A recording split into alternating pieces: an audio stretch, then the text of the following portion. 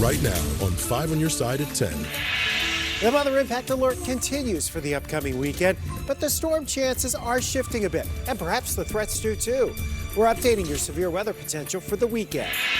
Tonight, a DNA dilemma. Users might find their privacy or other interests compromised. How the bankruptcy of 23andMe could be a spit in the face to customers. A symphony of tools bringing new life to a St. Louis treasure. It really will transform the way that the audience experiences the space. Tonight, Only 5 on Your Side is giving you a peek at the progress of the Powell Hall renovations. First tonight at 10, police are staying tight-lipped about the latest homicide in St. Louis County. Good evening, everyone. I'm Kelly Jackson. And I'm Mike Bush. A man was shot today in unincorporated North County near Florissant. 5 on Your Side's Robert Townsend talked to people who say gun violence in their neighborhood is rare.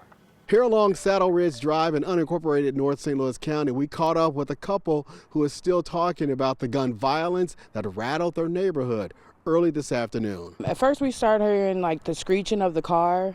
It was a screeching noise, and then all of a sudden you heard probably like 2 pops. It's kind of scary how nobody even right now is even outside, probably because of it. Neighbors say around 12:30 Tuesday afternoon they heard multiple gunshots and someone in a black car sped down the 2500 block of Saddle Ridge. Police got there and found a man had been shot. He later died at a hospital. Neighbors also report seeing officers search the area with a canine.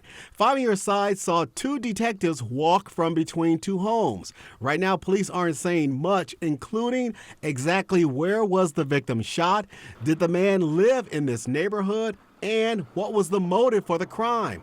According to data compiled by 5 on Your Side, since January, there have been at least 13 homicides in St. Louis County. It's really upsetting, honestly, because this neighborhood is really quiet. Everybody talks to everyone.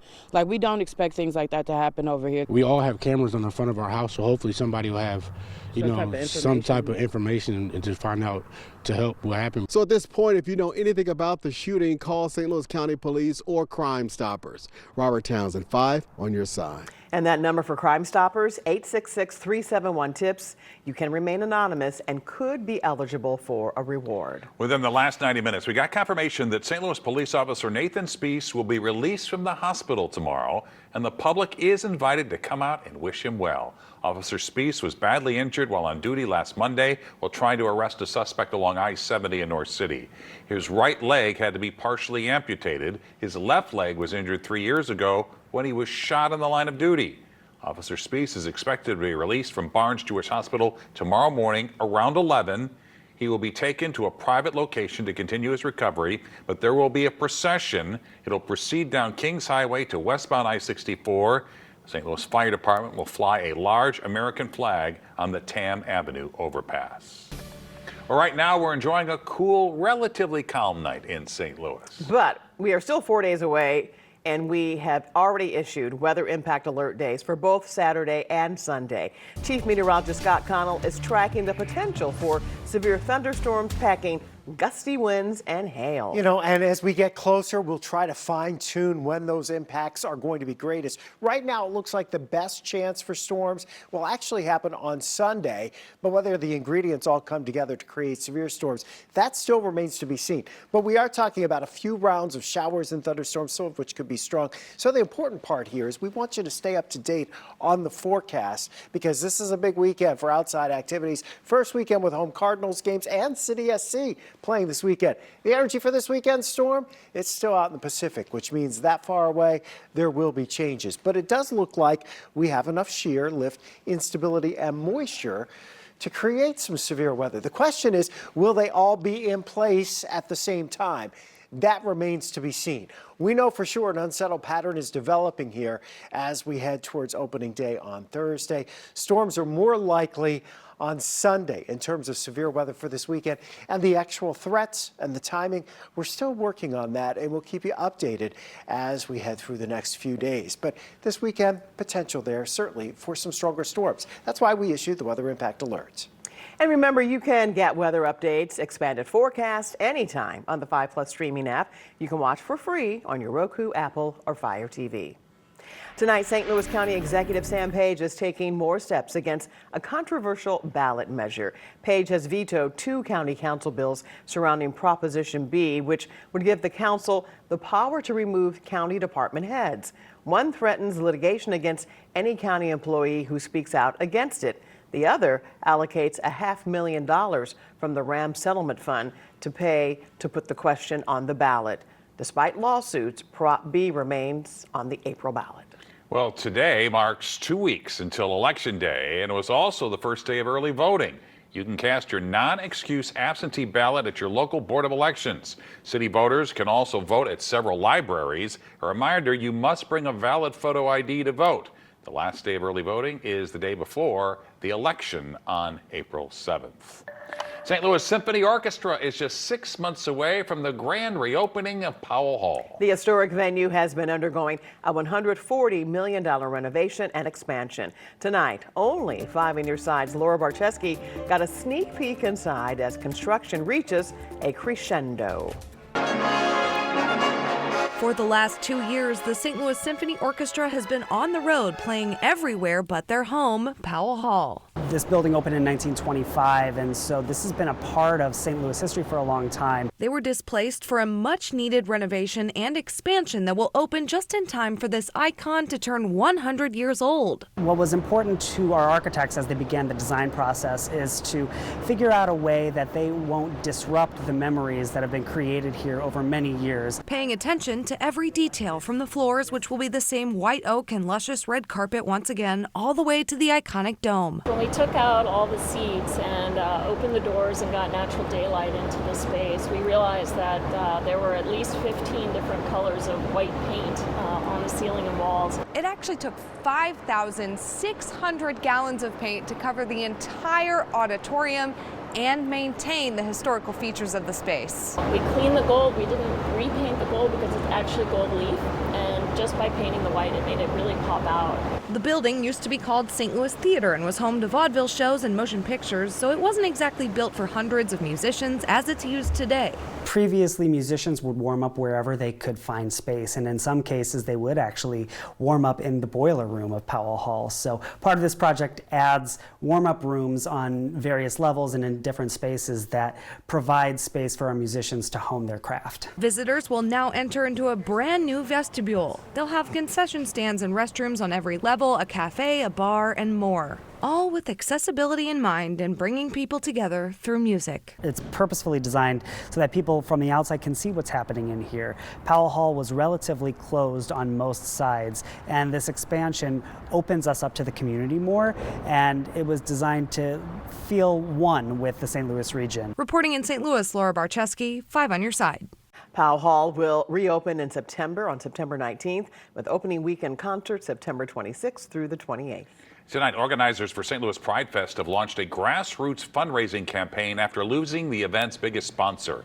Anheuser-Busch declined to sponsor the event this year, ending a 30-year partnership. This is one of the largest employers here in St. Louis, in our own backyard. And to be one of the longest partners, standing partners of ours, is, that's what just hurts us the most. We reached out to Anheuser-Busch for a response. We did not hear back. Organizers tell us Pride Fest will still happen in late June. Right now, though, they're about $150,000 short. So if you'd like to donate, we have a link in the As Seen on TV section on KSDK.com. Tonight, questions about data privacy are swirling after popular DNA testing company 23andMe filed for Chapter 11 bankruptcy here in Missouri. Millions have used the saliva-based test, wanting to learn about their ancestry. Consumer investigative reporter Liza Lucas went to the experts to find out the steps 23andMe users should take now.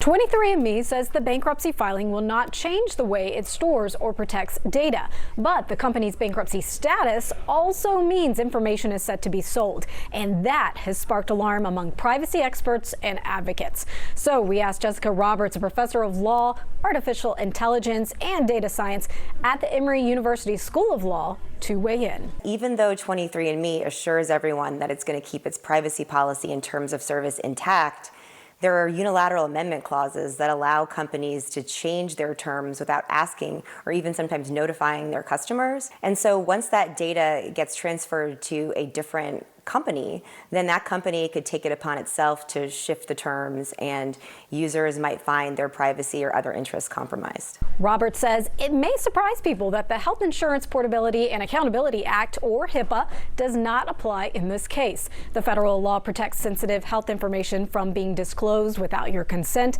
within covered entities like doctors' offices and insurance companies. While some states do have their own data privacy laws, Roberts says those can vary. And right now, attorneys general from California to Florida are issuing consumer alerts, encouraging 23andMe users to proactively protect their data by deleting your account. The process is easy. Go to your profile, then settings, and scroll all the way down to 23andMe. There you can request your data be deleted. You can also request your test sample be destroyed or revoke permission for your genetic data to be used for research.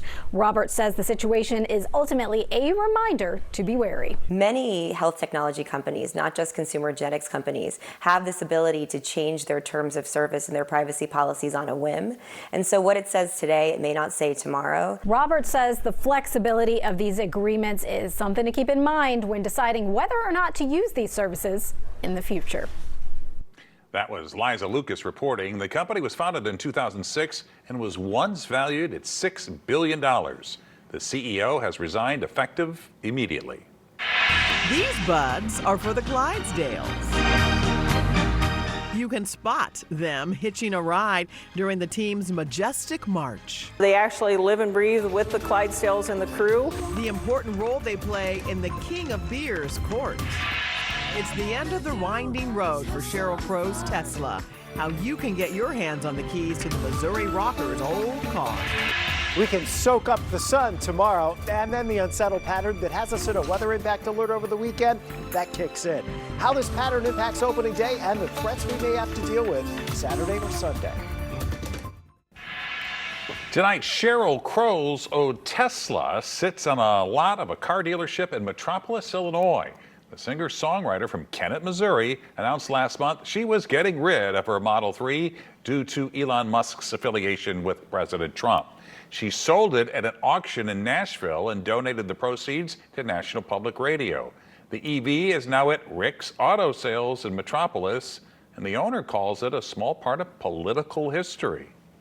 I just think it's important. I just think the car is valuable because it's part of that. This is a time like we've not seen before, and I just thought it would be cool to have the car. The dealership owner plans to sell the car at auction in Evansville, Indiana. It takes place April 11th and 12th. It's one of the highlights of opening day at Busch Stadium, seeing the beauty and pageantry of the Budweiser Clydesdale circling the field. However, there are other four-legged animals who are part of the hitch crew that you'll see Thursday. They may not get as much attention, but they are Clydesdale faithful. Let's pause tonight for the Budweiser Dalmatians. Ladies and gentlemen, welcome to Busch Stadium. When the Budweiser Clydesdales make their grand entrance and prance around Busch Stadium, all eyes are on these majestic horses, but perched atop the wagon is their ever-faithful companion, the Dalmatian. They actually live and breathe with the Clydesdales and the crew, so it's just part of the team. The Dalmatians are the mascots, the bridesmaids to the main event. But their role is an important one since they joined the Clydesdales crew in the 1950s. Prior to that, you could say beer was in their blood, at least guarding it. When the driver would have to park the wagon and actually take the beer off and go into the bar and make their deliveries, people would try to steal the beer off the wagons. And so the Dalmatians were actually guard dogs, and they would kind of run around underneath the wagon and make sure that nobody got to the precious cargo on the back of the wagon. High five. Good girl. When they're not on the road, you'll find them living the good life at Warm Springs Ranch, home of the Clydesdales, and also 2-year-old Missy and 1-year-old King. The other Dalmatians were still on the road when we visited in February. We've got that beautiful lake out in front of the barn, so when the weather is nice, you'll see them out there swimming and just living their best life. The Dalmatians come from reputable breeders nationwide. Once they're old enough, their training begins with handlers, preparing them to earn their place on the wagons. It might be a year and a half of age before the Dalmatian is fully trained and can be up on the wagon by himself. But you'll see the veterans, like Missy over here, up on the wagon doing her thing, and she doesn't need any help. Like the Clydesdales, they also have star power. For instance, 2-year-old Missy was in the latest Super Bowl commercial, proudly repping her spotted crew. How about this little guy, huh? And remember this Super Bowl commercial?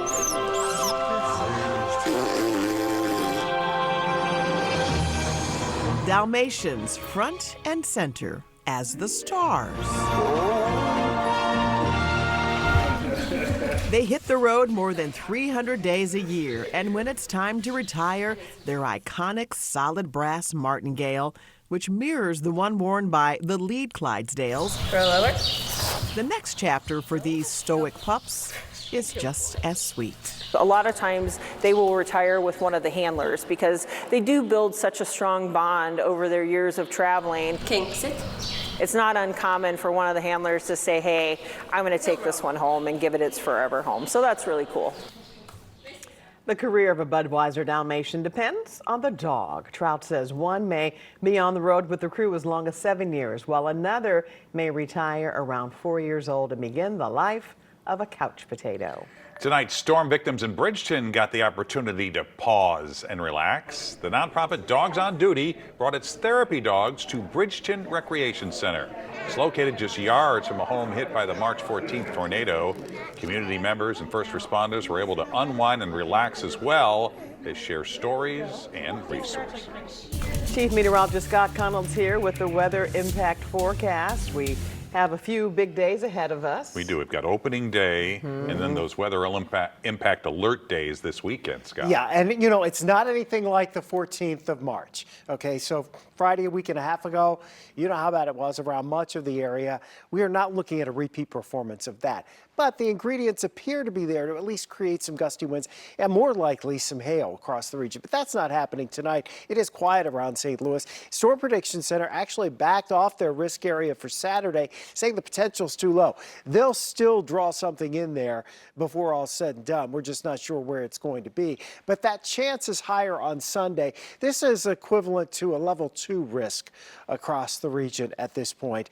Again, we think Sunday's the better chance of stronger thunderstorms, but that's not to say there won't be some showers and storms around on Saturday. And until we can pin this down and kind of narrow what the impacts are going to be and the timing on that, we're just going to keep that weather impact alert up because we want you to stay up to date on the forecast and make sure you're staying aware. We're going to be keeping you updated here online as well as on 5 on your side and 5+. The system responsible for our unsettled weather, well, the whole pattern's got to shift. Right now we have the jet stream dipping over us and to the east, but the energy for our next system that changes everything still out west. By the time we get to Saturday, there's a chance we'll have some showers and thunderstorms in the morning and then a break during the afternoon, potentially going into the evening and overnight. We're going to have to watch and see how far this front gets in, where exactly it ends up. Because if it comes through here early on Sunday, that could pretty much bring the end to any severe weather chance here. But if it's a little slower, then that means we still get in on the instability and it's unsettled during the afternoon hours on Sunday. Again, there's still a lot in timing and threats to be worked out here. Just stay alert. Do you have another little disturbance sliding almost south here across Iowa? That's probably going to come right down the Mississippi River with some clouds overnight, maybe a brief shower. But for most of us, it'll be gone by tomorrow morning. We have lots of sunshine on the way and we're back into the mid 60s. Then we turn our attention to Busch Stadium and what's going on Thursday. It is opening day, first pitch at 3:15. We're thinking we're in the upper 60s. Yes, there is a chance of showers, but here's a trend tonight. Some of the high resolution guidance, now that we're finally getting it in range, starting to show that most of the rain chances look to stay to the north of St. Louis. Of course, right about first pitch time is when some of those scattered showers and thunderstorms drop into the area. No guarantee that's actually going to be over Busch Stadium at this point, but the chance is certainly there. So we'll have our rain gear as we cheer on the Redbirds. Temperatures in the upper 60s for highs tomorrow. It's a bright, beautiful day. Thursday, that chance for showers, maybe a thunderstorm. Better chances shifting north of St. Louis overnight Thursday night into early Friday morning. And then it's warm and breezy Friday with our weather impact alert for Saturday and Sunday. Probably a better chance for the stronger storms on Sunday at this point, but we're fine-tuning that forecast. Yeah, we'll refine it as we go along. Scott, thanks. Frank is here, and Frank was smiling tonight. You got it. The Blues can't lose, Mike. Who's the best Cardinal player? Andy Van Slyke has a thought, and we have a story about a volleyball star from the East Side that will make you smile.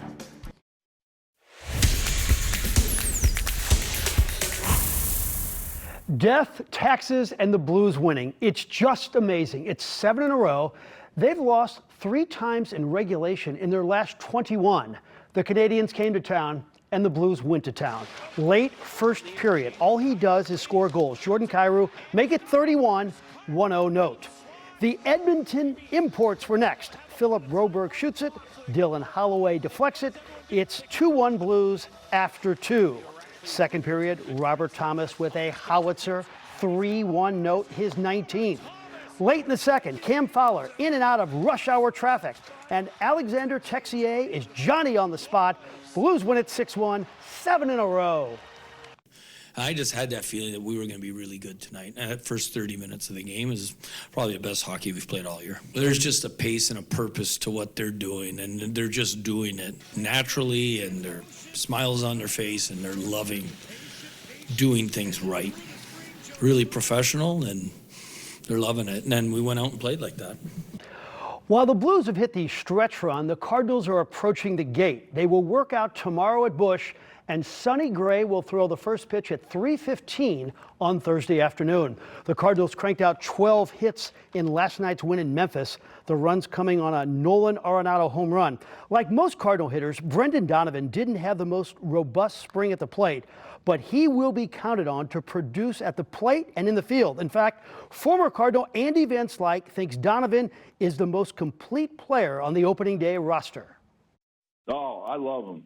I mean, you know, you take a baseball player and you put them together. You know, you get them decent looking and give them a little bit of curly long hair, a guy that hustles on every play, a guy that will hit you a home run when you need one, a guy that'll hit an opposite field single when you need one, a walk. And he does everything. And the wonderful thing he does in the process is he does it with humility, and it's very, very attractive. There are a record 1,700 players in the basketball transfer portal on the first day. Here's one of them. Bennett Sturtz announced he's going with his coach to Iowa. He will test the NBA waters, but will maintain his college eligibility. Sturtz was the only player in the country to lead his conference in scoring, assists, and steals.